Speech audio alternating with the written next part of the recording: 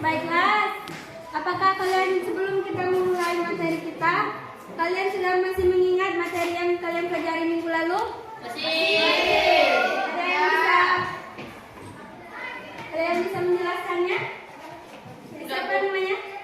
Desa, Bu. Itu kemarin itu Bu kami belajar tentang Al-Hadis. Itu Al-Quran sama Al-Hadis. Ya. Yang jelas itu Ibu Peren sama Bapak Irsan. Ibu Irsan. Sama Bapak Irsan, Bu. Katanya itu Al-Quran itu adalah kitab suci umat muslim, yaitu mukjizat yang diturunkan kepada Nabi Muhammad SAW. Kalau hadis itu adalah semua perkataan dan semua perbuatan Nabi Muhammad SAW. Yang belakang apa yang dikatakan temanmu itu betul? Kamu? Ya, kamu. Abang. Ya. Oh, baiklah. Baiklah, kita akan masuk ke materi yang akan kita pelajari. Yaitu hukum Islam yang ketiga tentang ijma. Ada yang tahu apa itu ijma? Ijma itu merupakan kesepakatan para ulama dalam menetapkan suatu hukum-hukum yang berdasarkan Al-Quran dan Al-Hadis dalam suatu perkara yang sedang terjadi. Paham? Yakin? Bisa Ulangi lagi, Bu.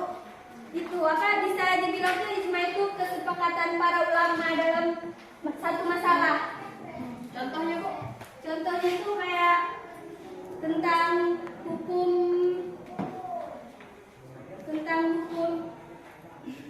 tentang perkara yang sudah terjadi. Paham, Bu? Yang selanjutnya yaitu kehujahan ijma. Ada yang tahu? Kehujahan ijma ini, ijma bisa dikatakan kehujahan. Misi, Bu. Ya.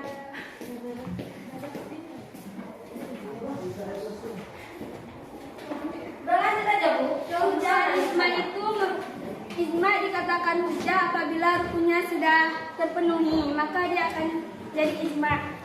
Kehujahan ijma itu adalah yang sudah terjadi atau yang sudah sepakat, memang sudah bulat ijma hujan itu. Dan hujan itu terdapat dalam Al-Quran yang berpedoman pada Al-Quran dan Al-Hadis. Paham? Yang selanjutnya yaitu rukun ijma. Rukun dan syarat ijma. Rukun dan syarat ijma itu yaitu yang pertama, mustahilnya lebih dari satu orang. Jika hanya satu orang itu tidak bisa dikatakan ijma. Paham? Mustahil itu apa?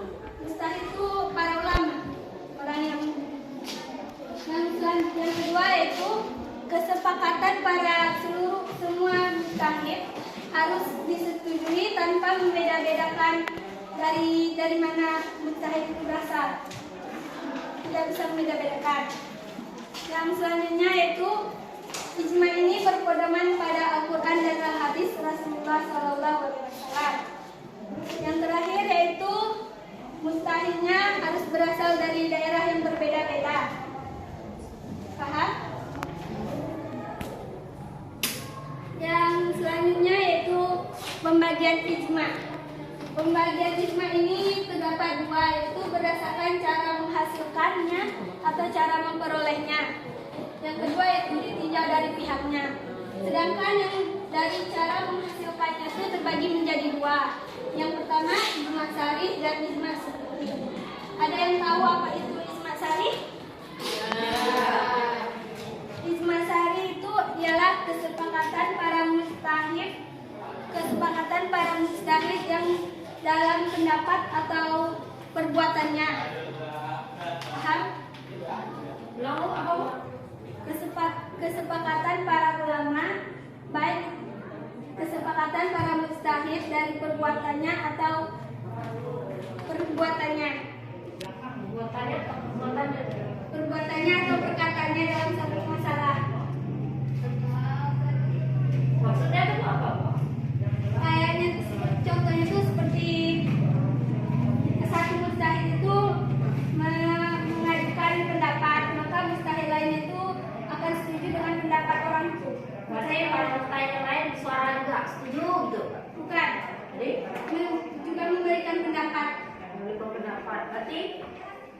Jadi intinya tuh kayak mustahil satu masih pendapat itu, maka mustahil lainnya juga setuju. Baik, selanjutnya yaitu ijma sukuti. Ada yang tahu ijma sukuti? Ya. Ijma sukuti ini ialah kesepakatan seorang mustahil dalam mengeluarkan suatu pendapat, maka mustahil lainnya tidak memberi saran ataupun tidak protes atas perkataan atau perbuatan mustahil awalnya. Atau bisa dibilang mustahil lainnya itu hanya diam saat seorang mustahil memberikan pendapat. Apa bedanya antara ijma syar'i dengan ijma sukuti?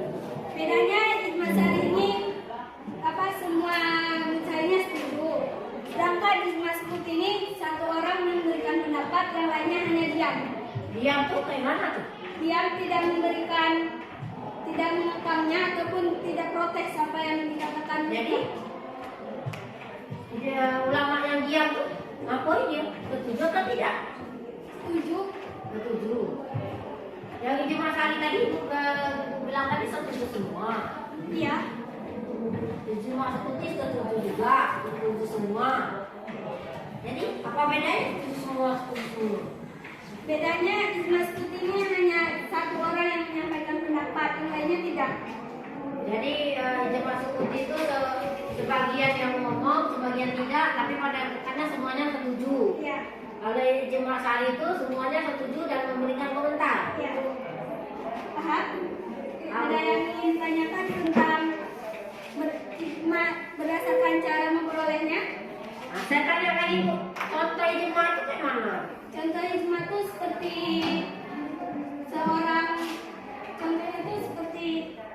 seorang memberikan pendapat kepada ijma lainnya. Masalahnya, contoh sebuah masalah coba yang disepakati para ulama. Contohnya itu haramnya minyak babi. Itu, jadi bagaimana itu?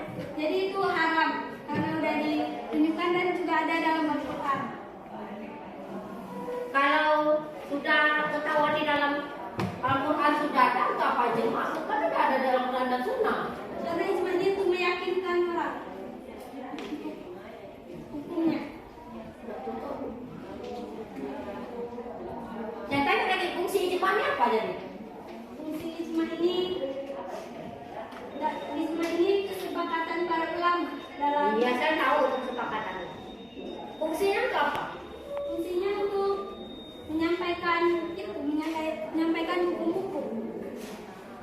hukum-hukum yang ada di dalam Al-Quran.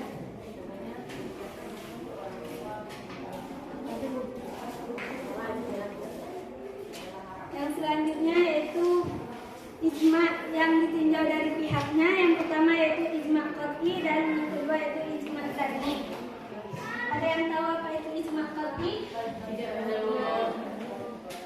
Ijma qat'i ini adalah yang sudah ditunjuk kebenarannya, tidak perlu diperdebatkan lagi masalahnya. Ijma qat'i ini bisa dikatakan ijma yang sudah benar. Paham? Nah, saya tanya, yang ibu tadi tentang apa minyak babi tadi, itu termasuk ijma yang mana? Qat'i. Kalau minta ijma yang jauh ini gimana? Ijma zanni ini kayak Umar bin Khattab yang menerapkan 80 kali cambukan terhadap orang yang mabuk-mabukan minum khamar. Ijmanya yang mana? Ijma zanni. Yang contoh ijmanya bagaimana? Contohnya itu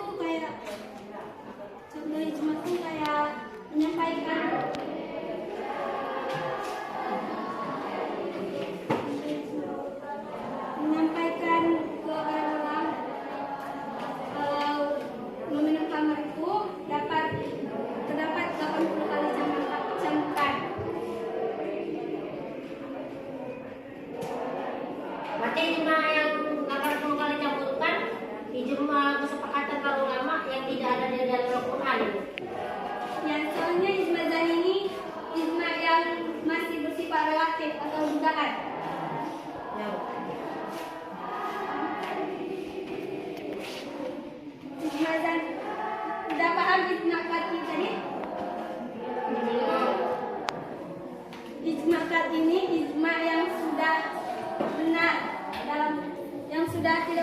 memperdebatkan lagi masalahnya. Memang sudah ada dari Al-Quran. Selanjutnya yaitu ijma zani. Tahu ijma zani? Ijma zani ini yaitu ijma yang masih bersifat relatif atau dugaan. Masalahnya masih disebarluaskan tapi juga tertutup karena tidaknya. Karena ijma zani ini bersifat dugaan, jadi belum tentu betul apa tidaknya. Seperti contohnya tadi yang bersifat yang 80 kali cambukan tadi. Itu contohnya. Baiklah, ada yang ditanyakan? Kalau tidak, ibu yang bisa. Kehujahan itu hukum ijma. Kehujahan itu emang hujah yang terdapat dalam Al-Quran dan Hadis. Masih ada? Apa? Jadi dari rukun ijma tadi kan ada mustahilnya harus yang lain, daerah berbeda-beda. Kenapa harus berbeda-beda? Karena pendapat orang lain. Karena pendapat mencari pendapat dari berbagai daerah. Tidak mungkin hanya satu. Masih ada?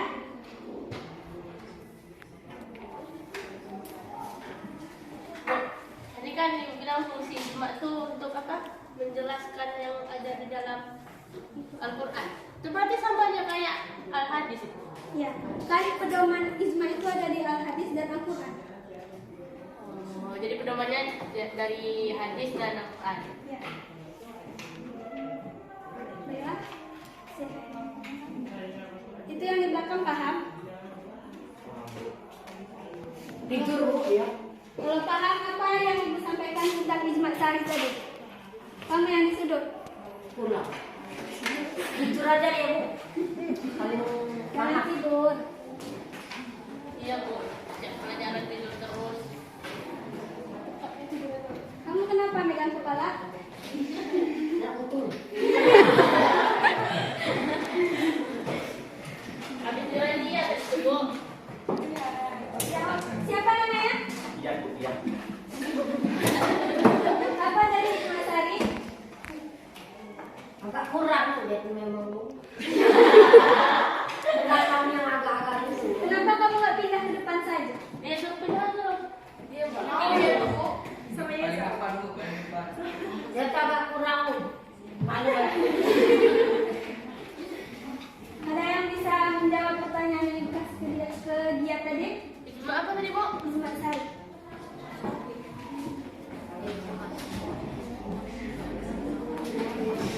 Bu, Ayah, siapa namanya tadi dia saya? Isa Bu. Ijma hari itu tadi Bu bilang yaitu ijma yang mustahilnya tuh misalnya yang satu mustahil itu mengeluarkan pendapatnya, yang lain itu juga mengeluarkan pendapat dan juga semuanya itu setuju. Itu Bu. Apa ya ya? Dari apa aja deh Bu. Itu yang belakang. Kenapa nunduk? Kamu paham? Mana itu Bu? Kamu siapa? Bu itu yang paling ganteng di kelas kali. Oh iya. Boy. Mas Rehan, Bu. Siapa? Siapa namanya tadi? Paham? Aziz Bu Aziz. Ijma syar'i itu apa? Aziz kau. Paham. Dicari kita dengar. Sesuai fungsinya apa? Tentang menjelaskan Jelaskan tentang menjelaskan tentang penyebab itu. Paham itu tuh contoh lain. Maksud ibu tuh ijma syar'i itu apa? Kayak Maksudnya jelaskan apa maksudnya? Lupa ya. Ada yang bisa menjawab?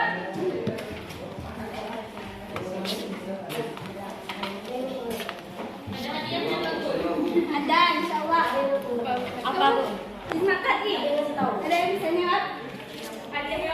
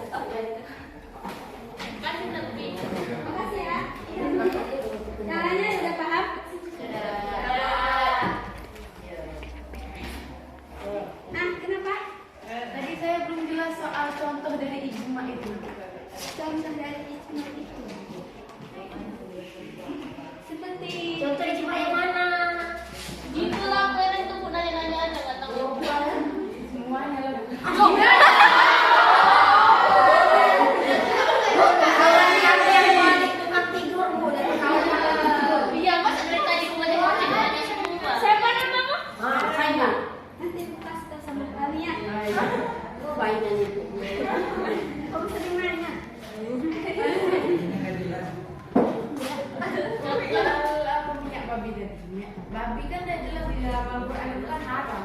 Ya, Kenapa minyak babinya masih diperdebatkan? karena masih ada orang yang makan babi. Kan orang Islam haram. Tapi kan masih ada orang yang nggak tahu kalau itu. Seperti memperoleh satu produk yang masih ada minyak babinya. Kan dijelaskan dari ijma ini. Paham? Itu kamu kenapa? Itu yang putih.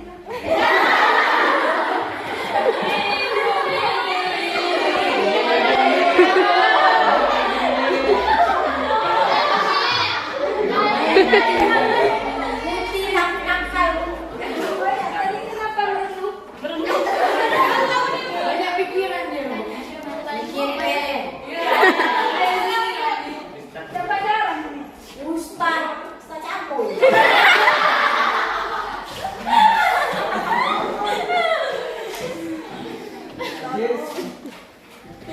Kamu paham? Siapa namamu? Paham? Oke. Panjang nih. Coba kamu berikan contoh ijma dan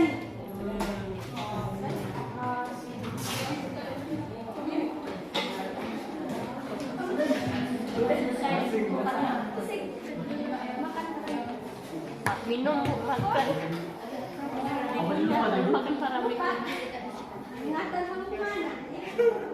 Dia sudah berapa siap? Ijma itu kan yang bersifat dugaan. Coba kamu cari contohkan. Zani tadi. Iya, zani. Koti. Zani. Ibu tuh selalu benar ya, Pak.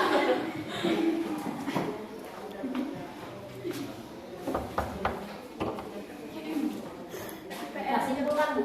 Berapa? 19. Masih pun materi yang paling.